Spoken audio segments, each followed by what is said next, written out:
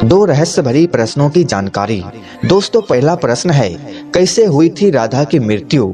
और दोस्तों दूसरा प्रश्न है, भगवान श्री कृष्ण ने क्यों तोड़ी थी बांसुरी? दोस्तों ये दोनों प्रश्न आज एक रहस्य भरी है। दोस्तों ये दोनों प्रश्न के जवाब जानने के बाद आपके पैरों तले जमीन खिसक जाएगा। तो दोस्तों वीडियो को पूरा देखना। ये दोनों प्रश्न के उत्तर जानने के बाद आप सोच में पड़ जाएंगे। तो चलिए दोस्तों वीडियो को शुरू करते हैं।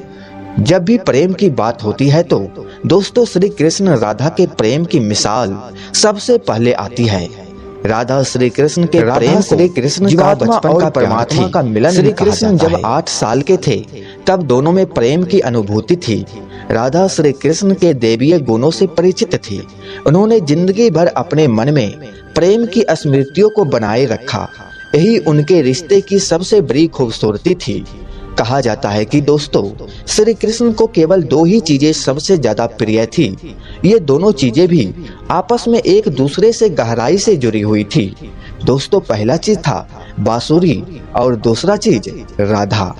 कृष्ण की बांसुरी की धुन ही थी जिससे राधा श्री कृष्ण की तरफ खींची चली आई।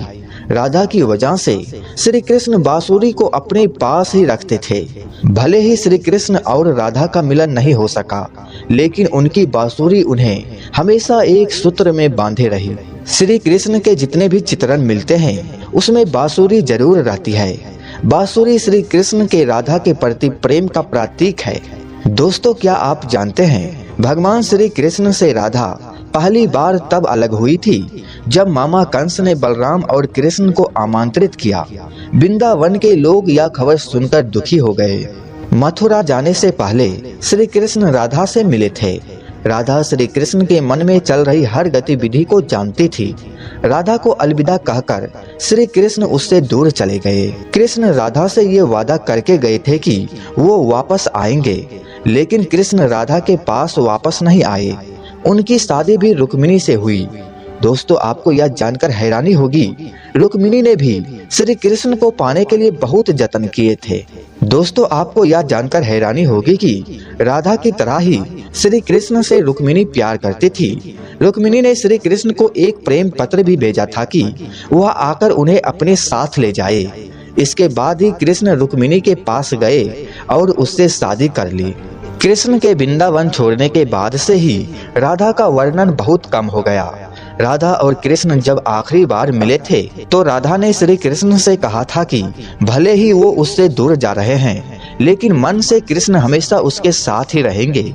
इसके बाद कृष्ण मथुरा गए और कंस और बाकी राक्षसों को मारने का अपना काम पूरा किया। इसके बाद प्रजा की रक्षा के लिए कृष्ण द्वारिका चले गए और द्वारिकाधीश के नाम से लोकप्रिय हुए। जब कृष्ण वृंदावन से निकल गए तब राधा की जिंदगी ने अलग ही मोड़ ले लिया था। राधा की शादी एक यादव से हो गई। राधा ने अपने द्वैपायन जीवन की सारी रस्में निभाई और बूढ़ी हुई, लेकिन उसका मन तब भी कृष्ण के लिए समर्पित था। राधा ने पत्नी के तौर पर अपने सारे कर्तव्य पूरे किए। दूसरी तरफ श्री कृष्ण ने अपने दैवीय कर्तव्य निभाए। सारे कर्तव्य से मुक्त होने के बाद राधा आखिरी बार अपने प्रीतम कृष्ण से मिलने गई। जब वह द्वारिका पहुंची तो उन्होंने कृष्ण के रुक्मिणी और सत्यभामा के विवाह के बारे में सुना, लेकिन वह दुखी नहीं हुई। जब कृष्ण ने राधा को देखा तो बहुत प्रसन्न हुए। दोनों संकेतों की भाषा में एक दूसरे से काफी देर तक बातें करते रहे। राधा जी को कन्हा की नगरी द्वारिका में कोई नहीं पहचानता था। राधा के अनुरोध पर कृष्ण ने उन्हें महल के एक देविका के रूप में नियुक्त किया। राधा दिन भर महल में रहती थी और महल से जुड़े कार्य देखती थी। मौका मिलते ही वह कृष्ण के दर्शन कर लेती थी, लेकिन महल में राधा ने श्री कृष्ण के साथ पहले की तरह का आत्मिक जुड़ाव महसूस नहीं कर पा रही थी। इसलिए राधा ने महल से दूर जाना तय किया। उन्होंने सोचा कि वह दूर जाकर दोबारा श्री कृष्ण के साथ गहरा आत्मीय संबंध स्थापित कर पाएगी।